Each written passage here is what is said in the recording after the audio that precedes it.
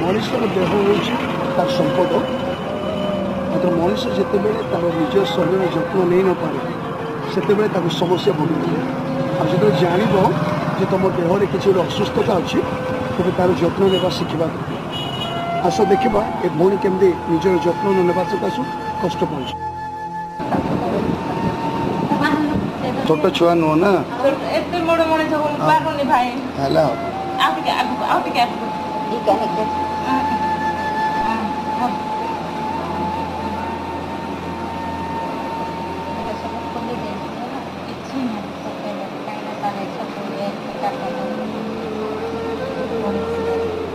से श्वास जो उठू बाधा पे उठू ना